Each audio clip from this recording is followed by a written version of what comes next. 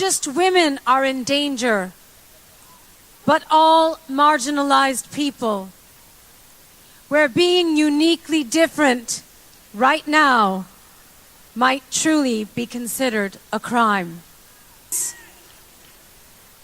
It seems as though we had all slipped into a false sense of comfort, that justice would prevail and that good would win in the end. Well, good did not win this election, but good will win in the end.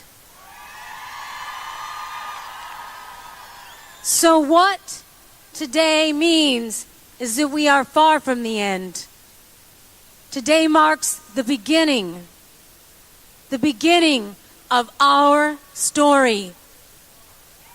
The revolution starts here.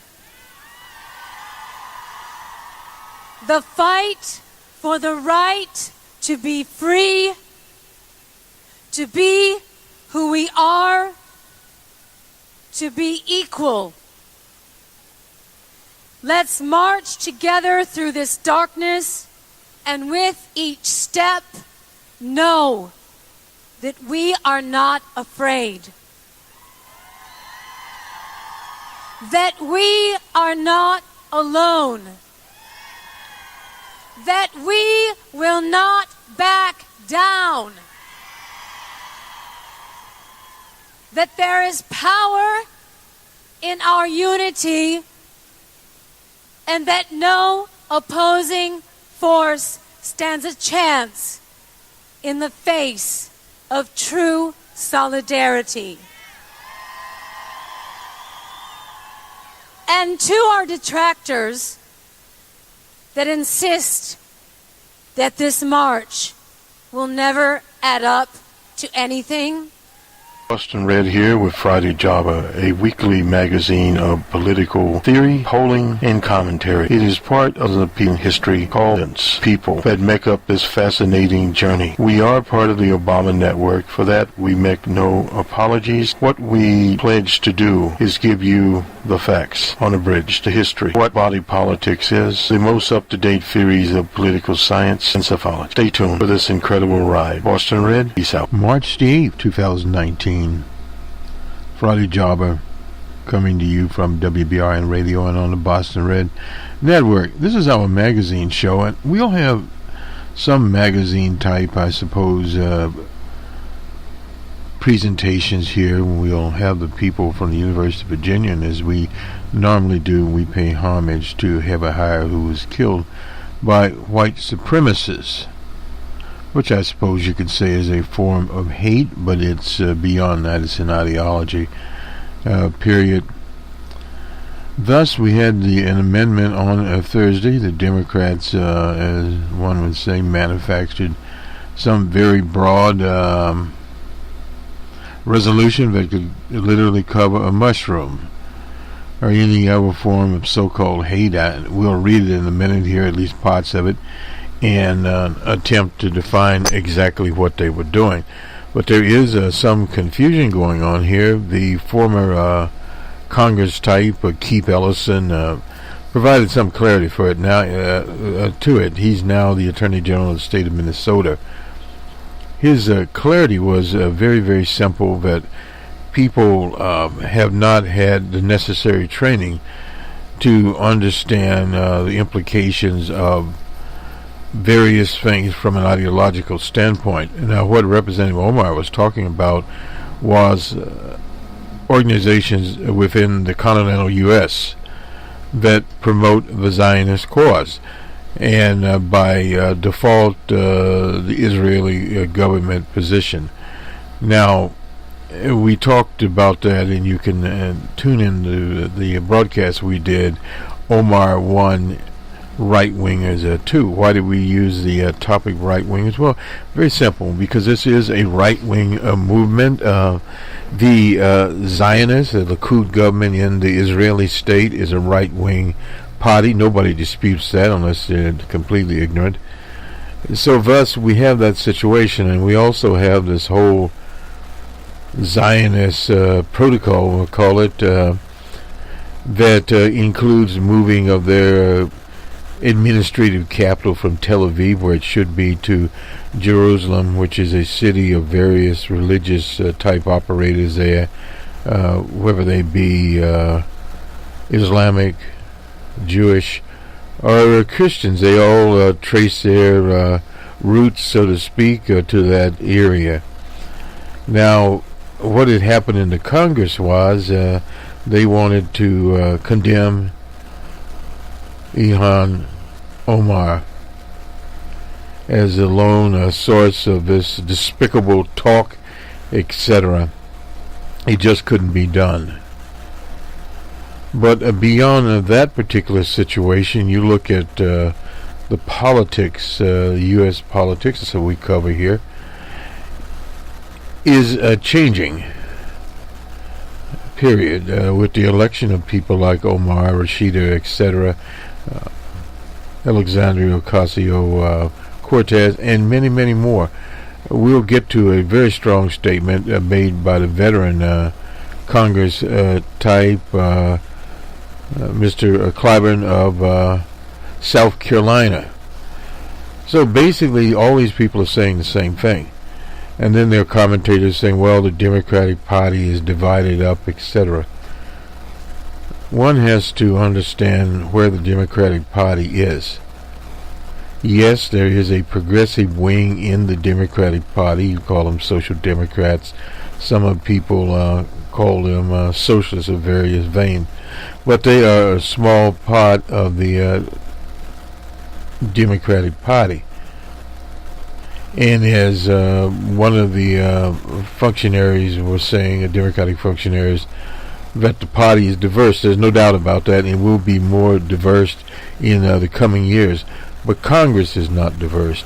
And this is back to this whole issue of the Zionist lobby and where they play out, particularly with the evangelicals and various other types that are running a hate campaign. There's no doubt about that.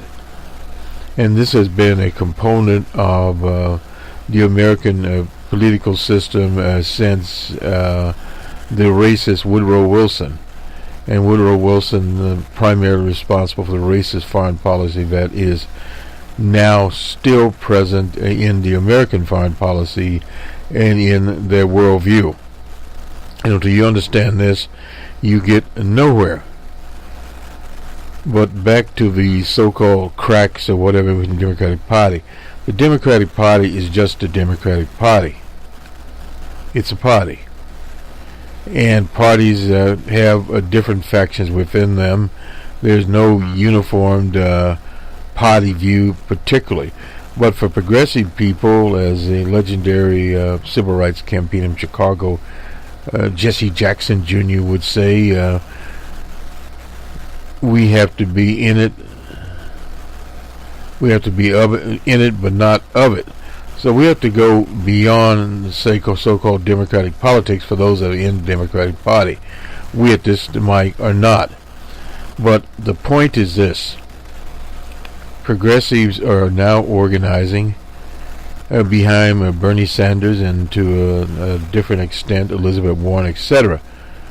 But the whole idea is what progressive people need in this country is 1 million organizers. People organizing from Anchorage, Alaska to Sacramento, California to Albuquerque, New Mexico to St. Louis, Missouri, and points in between down to Jackson, Mississippi, up to Ann Arbor, Michigan, and Detroit area, on eastward to Boston, and from Boston to New Hampshire, Iowa, etc. And only when that is done will we eventually build a progressive movement that would be capable of getting a social democrat agenda and eventually a socialist agenda, such things as Medicare for all, the Green New Deal, etc. will come about evolutionary. Period.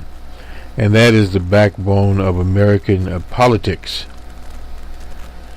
And once these core units are built, and they're being built right now, and as President Obama once said that he was there 8 years, that it would take more than one President Obama.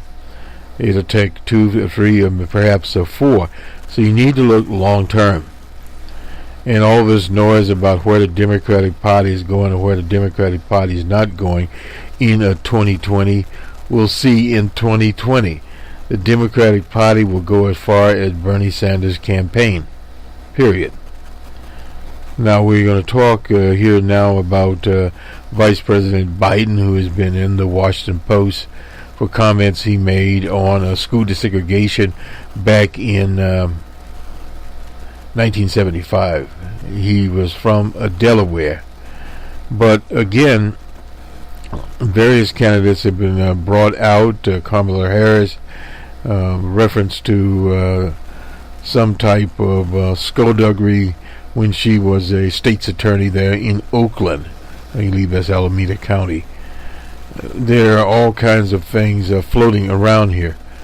But when you're going back to the resolution, when you start talking about hate, this administration that's currently sitting at 1600 Pennsylvania Avenue had its whole campaign based upon America First, which is a nationalist agenda, which is hate. So in other words, this resolution is worthless. They are spotlighting or gaslighting Ilhan Omar, and they should be spotlighting the whole 9 yards. Ilhan Omar is not the president of the U.S., nor has she appointed a known white supremacist, fascist, and put them into the White House as an advisor, number one advisor. They still have Miller and some more of these fascistic type characters running around there. And you look at what their programs are doing now. That is the way to look at it.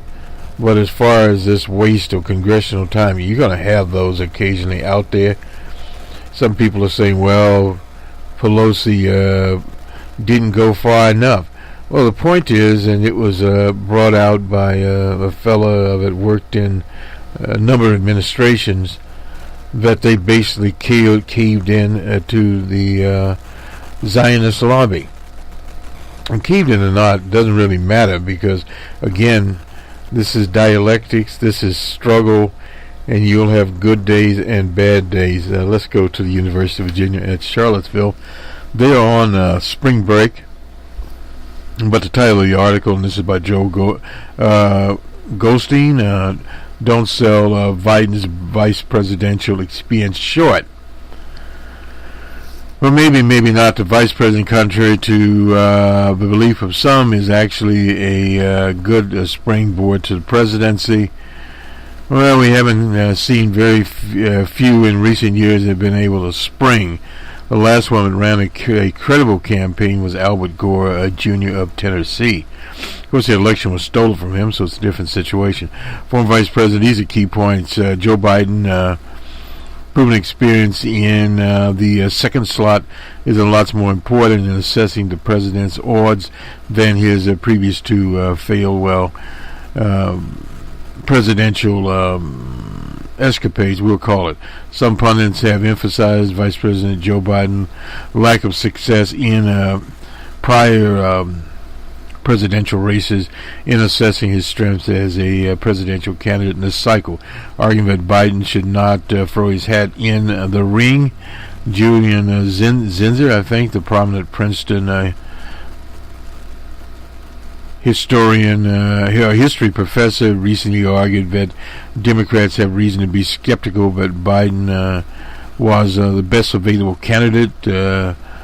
Zinzer offers other arguments for his conclusion, but he wrote, the probability here, and I'm not sure if this is the fact that Biden has run for the presidency several times. Each time he has struggled under intense spotlight. Yeah, there was a number of things there when it comes to time to hit the trail. Biden has never been able to generate the level of support that's necessary to win. A little study of vice presidential history cautions against measuring Biden's potential strength as a presidential candidate on post-vice presidency based on his past presidential races. In fact, the emphasis on Biden's past his struggles illustrate the peril of having historic data without proper context. Perils. Biden has run twice in 1988. Well, 1988 was a year that we had Michael Dukakis there. We had, of course, Jesse Jackson was running, and Biden got caught in the crosshairs in 2008. Well, 2008, Biden got nowhere. Neither race ended near the presidential nomination. He withdrew in the from the former in 1987 after a rival candidate leaked information that he had used a speech by the British Prime Minister Neil Kinnock without a credit. You know, something today that's plagiarizing something that had identified Kinnock on other occasions. The event happened a few months before Biden had surgery for serious brain aneurysm. Remember that. He withdrew in 2008, but he did get to be vice president after finishing a distant fifth in Iowa in a strong field that included then Senator Obama of Illinois and Hillary Clinton and, of course, John Edwards. So there was no room for him, as they say, at the tent, or the inn, or whatever you want to call it. But those races occurred before Biden served the 2 terms as vice president. Recent history teaches us that service in that position often helps transform previously unsuccessful presidential candidates into presidential nominees and even presidents. Well, it does. Walter Mondale is an early dropout in 1976 race after his candidacy failed to catch fire. But after a term as Jimmy Carter's vice president, he won the Democratic nomination in 1984. But he wasn't much of a candidate. George H.W. Bush. Now, he's the one example of vice president that made it to the big show, so to speak. He was in the 80 primary and caucuses, but after 2 terms as the VP, he won the nomination and the presidency. That was in 1988. But 1988 was a different time. The nation was transforming from Reagan, and Reagan was seen at the time as a hard conservative. Now there's been posters up saying Reagan saying he didn't lead the Democratic Party.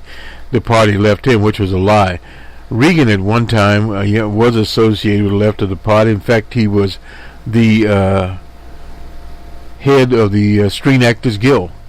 And at that time, we also had the vice president, James Garner, who did the work. So he was a trade union man. But he, when the GE people got him on the chicken circuit, so to speak, he transformed that, used a base in Orange County of Birches, etc., and other types that had gotten into Orange County down in the LA area there, and forged himself into the governor's chair in Sacramento. And he did that basically on his outlandish hate-filled campaigns and open racism. And of course, once he became governor, his whole strategy was literally to put Angela Davis, at the time a professor, in the electric chair. He failed, of course, on that. But that didn't mean he didn't get a national base based upon the supporters of one Barry Goldwater of Arizona. In August, 51% either had not heard of him or had no opinion of him. Joe Biden, of course, being out of Delaware. Biden worked with the Democrats across the country, and his national campaign for Democratic candidates during the last 6 campaigns from 88 to present. No doubt about that. He's a well-known entity. People know him. But with Biden, where does he stand? He has the Obama legacy. He's a decent campaigner. He was the attack dog in 2008, 2012. But he did quite well when he took the center stage during the vice presidential debates. Yeah, he's a very good debater. Some 87% judged his qualification to be president. Well, anyone can be president. Well, except for Ilhan Omar. She's not a natural-born citizen. But Alexandria Ocasio-Cortez could one of these days. Anyway, 5 years ago in this space, I responded to earlier column by Zelza and to other discussions that disparaged the vice presidency as a presidential springboard. I argued that statistics was true but misleading because many of the 47 sitting vice presidents didn't really have a chance to be elected presidents. 9 of the vice presidents have succeeded to the presidency. I didn't know it was that high, but it's good to get the lessons here. So most could not have been elected directly, nor could they the 7 who died in office. Now, we look back to Harry Truman, was a great president. In addition, 12 others have been blocked by sitting presidents running for another term, while 30 were dropped from the denominator. The fraction between 4 and 17, not 4 and 47, that's a 24% chance of election. Seems pretty good, but 4 of the others had been nominated but not elected. 8 of the 17, that's 47%, eligible won the presidential electoral votes. When the distorting fact of that there's only one vice president but many senators, governors, yeah, well, true. And there have been a few governors that we can go back to Governor Roosevelt of Texas that became a president and, of course, was there for 4 terms. But senators do, in fact, stand out when you think of John F. Kennedy and various others, Lyndon Johnson, of course, of Texas. And, of course, Jimmy Carter was a governor, and the most recent one was Bill Clinton. The others have been senators. Well, G.W. Bush was a governor. I forgot about him. Anyway, Richard Nixon was in both groups. 5, Richard Nixon. Richard Nixon was a vice president under I Like Ike, who succeeded the presidency. 9 died in office, 7 on and before the next open election, 2 left office amid scandal. Figured of Agnew there and are in poor health there. These computizations based on American history since 1789 understate the vice president's advantage because for most of the time the vice presidency was much more modest than vice presidents, less prominent. No doubt about that. He mentions Agnew here. Let me finish this up. Given the boost the vice presidents provided, it's simply fallacious to predict how Biden 2020 presidential candidate would do based on the 2 pre-vice presidential races. Yeah, there's no doubt about that. They have nothing to do with the present environment. The vice president isn't the only contextual information that minimizes the value of his prior runs in predicting strength in 2020. Many political figures won presidential nominations after prior defeats for the nomination, and you want to think of their Richard Nixon running several times, and also we think about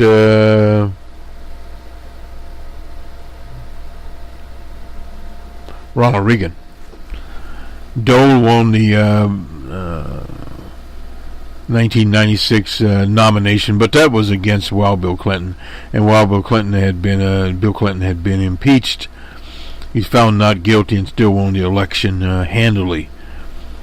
Reagan lost the nomination twice. That's in 68 and 68 he was up against Tricky Dick, and in 1976 John McCain, Willard Romney each received presidential nominations after falling once apart. And G.W. McGovern, Jimmy Carter, George H.W. Bush, Michael Dukakis, Bill Clinton, John Kerry, brother John Kerry there, and G.W. Bush were amongst recent presidential nominees who suffered one or more there. Well, no doubt, but a different time there with Bill Clinton.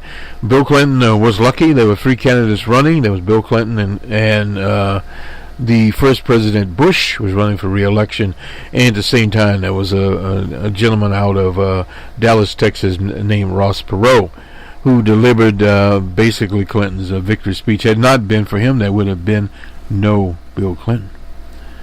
If Biden runs, he may or may not succeed, but he'll run and should be judged as a former Vice President Biden in 2020, and not an early model. Well, one of the situations is we have a very short plane here in the U.S. in terms of history. Period. Let me go back to Representative Clyburn defends the comments of Ms. Omar. He is the now the majority whip, defended, and this is the Hill, a very right-center newspaper. He made comments related to Holocaust, saying the dark chapter of history and the Jewish suffering that accompanied it was uniquely horrific and would never diminish its significance. Every student of history, which I consider myself to be, recognizes the Holocaust as a unique atrocity which resulted in the death of 6 million Jews. He said in a statement posted on Twitter, "It should never be minimized, and I never have and never will. We have to be more or less than any of these experiences allowed to be. To recognize and honor the expressions of one member of our caucus does not mean that we ignore or dishonor the experience of another." Clyburn came on the fire from Republicans after saying Ilhan Omar, a freshman, a Democrat who fled violence in her country and spent 4 years in a refugee camp in Kenya, was more personal than those of parents suffered through the Holocaust and other historical instances of savage violence and human rights abuse. I'm serious about that. There are people who tell me, well, my parents are survivors, my parents did this, and it's more personal with her.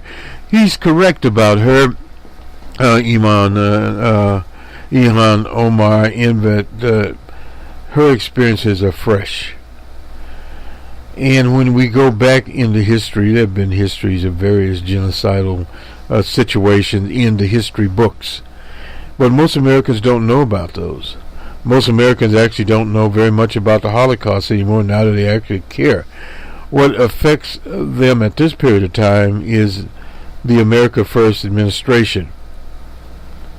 This is the first time in modern times there has been this type of administration that reflects back on the apartheid days of the 40s and the 50s. That's what they're talking about. There's no doubt about it.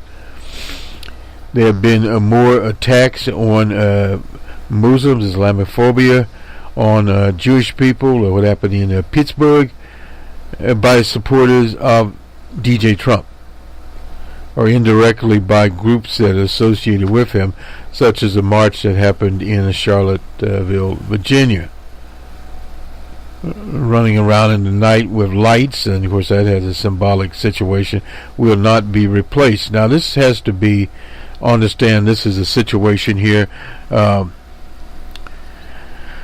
whether Representative Clyburn was condemned by the Anti-Defamation League or not, it doesn't really matter. The Holocaust was a singular tragedy resulting in the death. Well,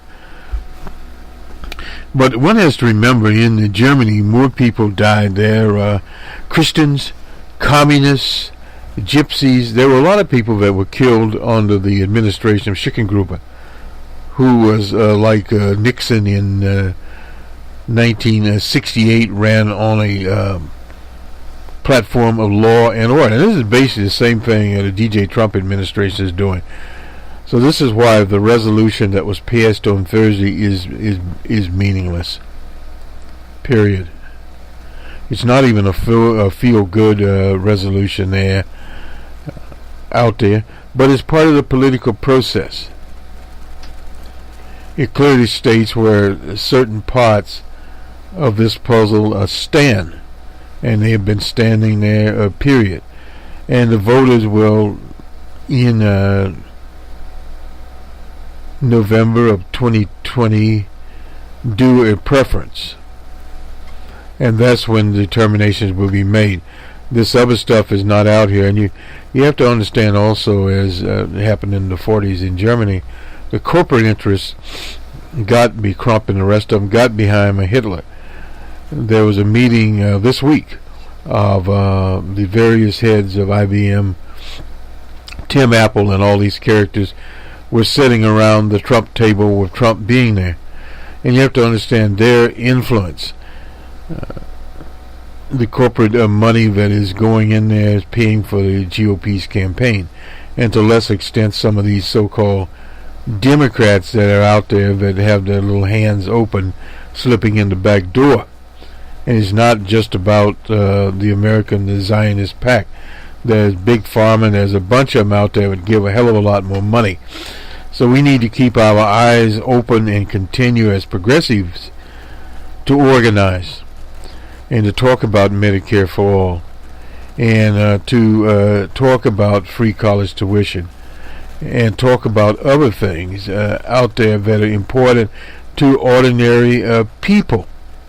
And back to Representative Ellison saying, well, yes, there needs to be some teachable moments here, not some simplistic propaganda thrown out here by some.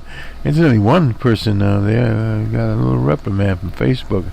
Don't understand that, but neither here nor there. I won't really go into it at this point in time.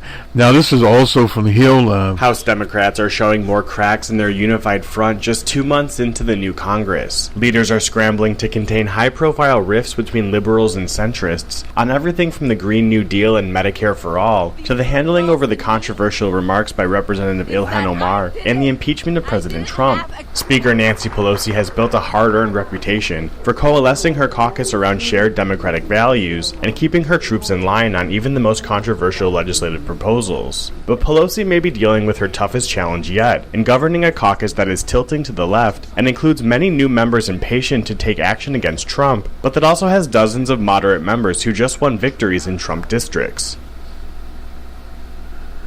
Well, that was the end of that, and it should have been the end of that. Yes, the moderate Democrats, there are people within the Democratic Party, as it's stated in the 2016 election, which was incidentally conservative commentator, a losing election, and we know the history of that. But what will happen to many of these people that were elected? Well, some will be reelected, some will not be reelected. And back to Senator Clyburn again. I just think we're losing too many battles up here arguing over the stuff that is kind of silly. Now, he's right about that. Democratic whip, prominent member of the Congressional Black Caucus. Everybody talks about how diverse this Congress is. The Congress is not diverse. The Democratic Caucus is diverse. He continued noting that the GOP has only one African American member. We've got 53. That's fairly significant when you talk about over 200. Now, again, remarks will quickly go, well, anyway, you got people like Nina Laurie and Elliot Engel, both from New York, who just happen to be Jewish. You're going to have difference of opinion here, yet they're allies of Representative Omar also there, Rashida out of Detroit, joining saying, I think we've been heard, and Trump and Republicans happy to stroke the Democrats' fire. No doubt it's shameful that House Democrats wouldn't take a stronger. This is from DJ Trump and against anti-Semitism. Well, anyway, so much for him. I'm serious about this. There are people who tell me, well, I won't go back over this all, but Elon's controversy is not the only episode there. Medicare for all. Pelosi's promised at committee hearings as she fought to prioritize improvements to the Affordable Care Act. Well, yes, we agree the Affordable Care Act has to be updated, and the Green New Deal, that is more futuristic there. Anyway, let's get to something that one of our pet peeves. States are failing on vaccinations. The federal government must lead. This is from the Washington Post here. And Scott Razin is a senior fellow at the Kennedy School here in Boston. And let's see what. Barry Bloom is a professor of public health, former dean of the Harvard School of Public Health, and various others. In 2000, the U.S. essentially claimed victory against childhood diseases, eliminating measles. 11 states have reported measles cases, and a checkerboard of communities across the U.S. lack the necessary vaccination coverage, need to maintain the threshold herd of immunization of about 96%. When vaccinations of a substantial portion of the population protects everyone, the cost in human and financial terms are enormous. The rise in such cases is not due to more virulent strains or resistive viruses. Rather, social suffers from suffers from the success of anti-vaccine advocates who push vaccines hastens and refusal, and issues unrelenting, demoralizing disinformation, demagoguery against vaccinations.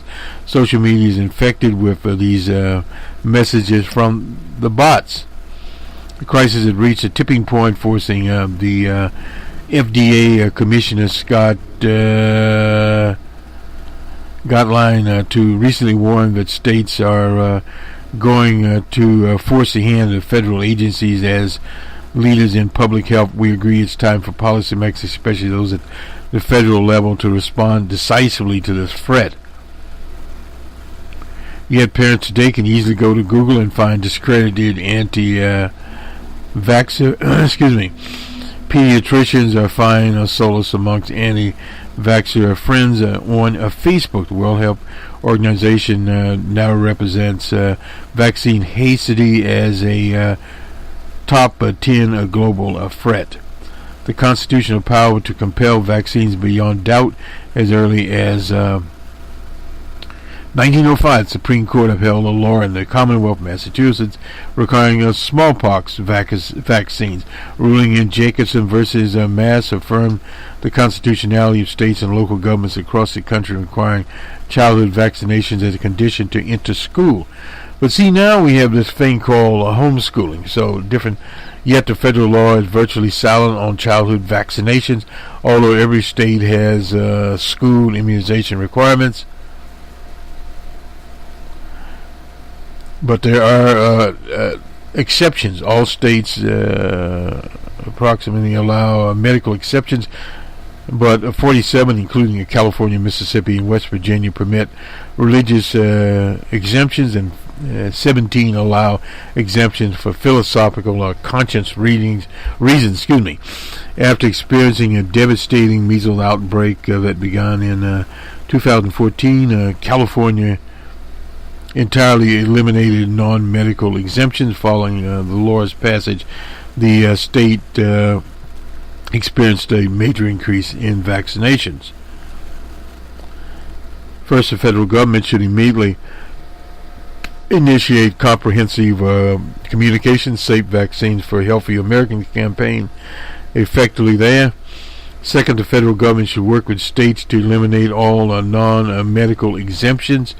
and follow the lead of California. They indeed need to do this. There was a tremendous outbreak out in Vancouver, Washington, down by the Oregon border. I used to live in Seattle, so I know the area. Working class community that was sold a bill of goods, period. And it was not a very good bill of goods there. So there needs to be regulations, and somewhere there has to be criminal and civil penalties for these people that run the bots, for these charlatans that go out and put these dubious claims that are not scientific. But see, this is the other part. It's much more important than Ilhan Omar, that you've allowed these anti-science types to be legitimized and run out and claim they use what political consultants call a flippable to say that the government and the authorities are running fake news when in fact they're nothing but liars. Until you have criminal and civil penalties for them, in other words, put them in jail, take away their financial resources, this will continue on. And as far as with parents, there has to be comprehensive laws to require vaccinations, whether they be going into the public schools, in the home schools, or no school, period. And this responsibility, since they're minors, fall upon the parents. They should be fined. They should be, if the fining doesn't work, put in jail and the kids remanded to the state. So this would solve some of these problems, because when you have little children and they're affected by the measles and they could die from it because some clown didn't vaccinate their people, or some fool running around here telling people, no, don't do that. Let me jump on here.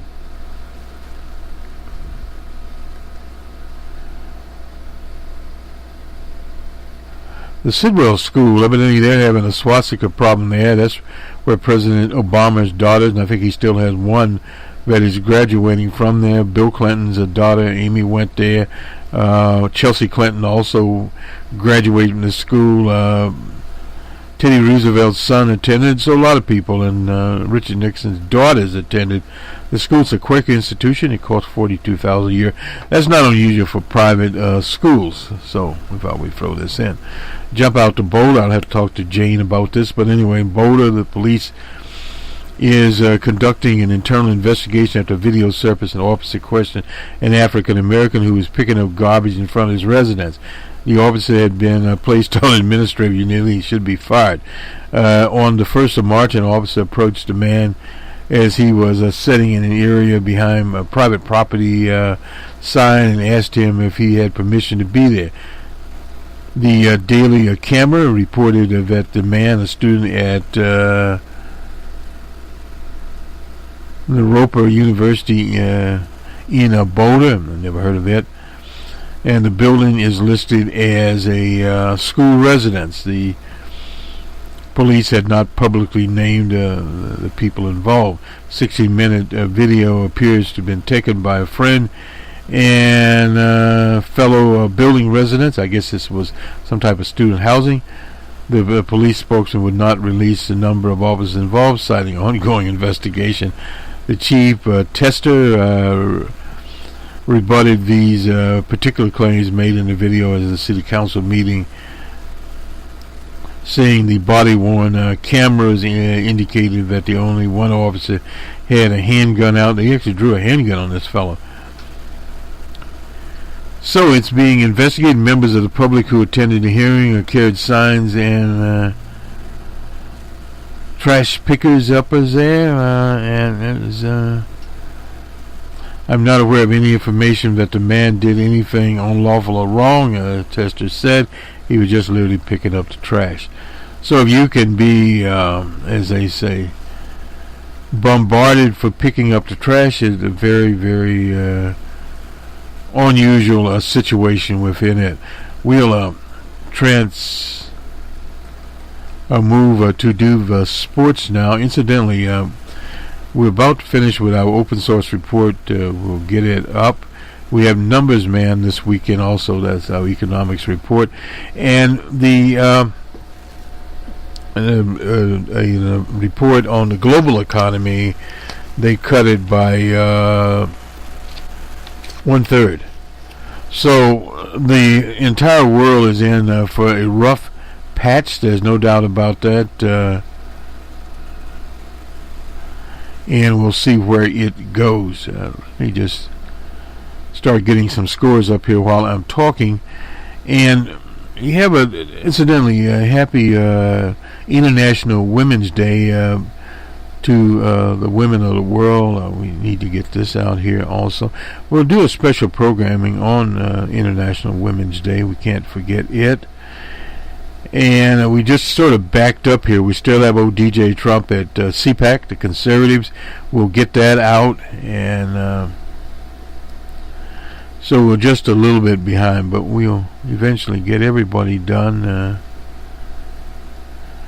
in this winter season. And this has been a very unusual season in fact. We've been doing some work setting up a new broadcast server. In fact, we're setting up two. So here we go. Anyway, to the NBA last night, the Pacers were at the Bucks in Milwaukee. Bucks 117-98, and in overtime, the Thunder was out in Oregon. Thunder won 29-121. That was short and sweet. On to NCAA men's basketball. We have SMU was at Houston 90-79, and with Cincinnati at UCF. It was UCF 58-55. Iowa was at Wisconsin. It was Wisconsin 65-45. Friends Carla and her daughter-in-law, the Nat, will be happy. The Wisconsin ball types. Anyway, moving on here once more to Major League Baseball spring training. The Twins and Red Sox. The Twins 12-1. Unbelievable that, but it's spring training. The Orioles and Pirates. The Pirates 5-4.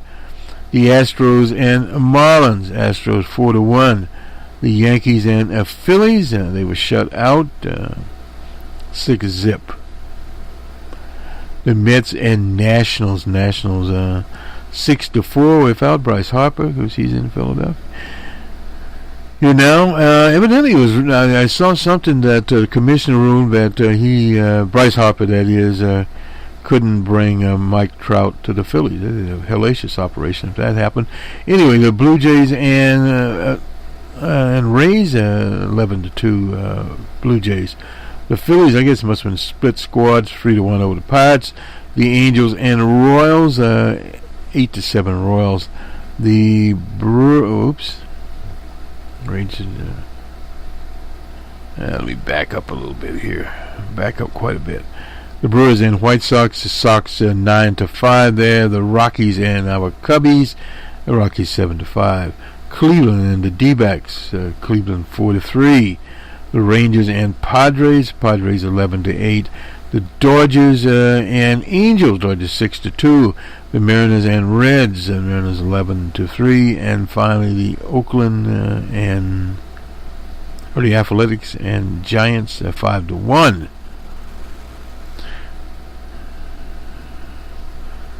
To the National Hockey League. Panthers and Bruins in Boston 4-3 Bruins, and the Blue Jackets and Penguins. The Penguins shut out the Blue Jackets 3-0. The Islanders and Senators, it was Islanders 4-2. Rangers and Red Wings, it was the Red Wings 3-2. The Wild and Lightning, the Wild shut out the Lightning 3-0. The Sabres and Blackhawks, it was the Blackhawks 4-5 in Chicago. The Avalanche and Stars, it was the Stars 4-0. Canucks and Oilers 3-2. The Flames and Coyotes, it was Coyotes 2-0. Shut them out. The Blues and Kings, it was the Blues 4-0 of St. Louis. And finally, the Canadiens and the Sharks of San Jose. Sharks 5-2. And we still need to do the women basketball scores. To round out the scoreboard, it was Virginia at Syracuse 68-57. Colorado at Arizona State 66-49. Illinois State and Drake there in Iowa 88-61. And Duke and Florida State, a 10-point game there. Florida State 51-41. And Rice and UTSA, I'm not sure who they are, but anyway, it was Rice 72-46. This will do it for us. We'll see you on Saturday morning, the week that was, and we'll have some of the polling. We were going to have more polling today, but we'll actually get into where the candidates are. Incidentally, Shed Brown, he's a senator from Ohio, the Appalachian part. He withdrew his name from, as they say, the sweepstakes of too many. So you're going to see more and more of that happen. This is going to be a different kind of year as to where organization. And also saw something someplace that Bernie Sanders was 2-1 over Kamala Harris. But remember, it's very, very early in this race. We're in March, and because of the kind of race, many of these candidates are in the low single digits, but some of them will improve, some of them will not improve. We have to get literally to next year to start to, some of them of course will leave before then because they should never have been in the first place. Have a good weekend, everyone. We'll talk to you on Saturday morning, and we'll have programming for International Women's Day. Perhaps we'll get that later today. I'm not certain about that one, but we will get it up. Again, happy International Women's Day.